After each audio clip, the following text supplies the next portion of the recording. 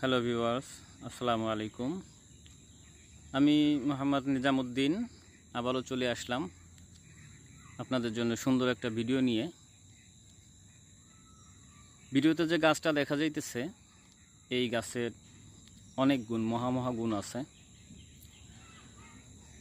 তার মধ্যে আজকে আমি এমন একটা রোগের সমাধানের কথা বলে দিব, যেটা অনেক জটিল রোগ, যার ভালো কোনো ওষুধ পাওয়াই দুষ্কর।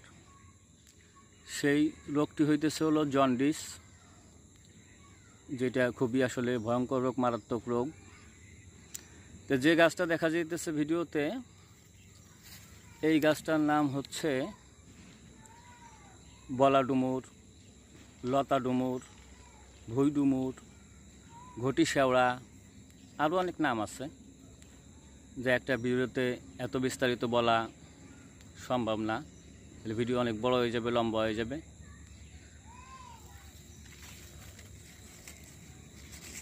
গাছটি ভালো করে দেখে রাখুন, চিনে রাখুন।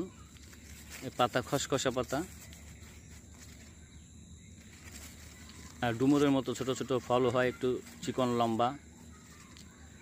আর এই গাছটি বেশিরভাগ স্যাঁতসেঁতে জায়গায় জন্ম নেয়, পুকুর পুষ্কুনি, আড়াগাড়া, নিচে জায়গা।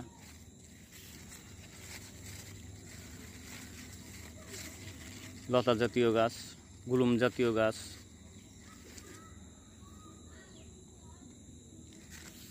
তো জন্ডিসে কিভাবে ব্যবহার করবেন, কিভাবে সেবন করবেন, এটা আমি বলে দিচ্ছি। এর পাতার রস 1 চা চামচ পরিমাণ মাত্রায় দিনে 2 বার খেতে হবে। যদিও একটু সময় নেয়, কিন্তু সেরে যায়। তবে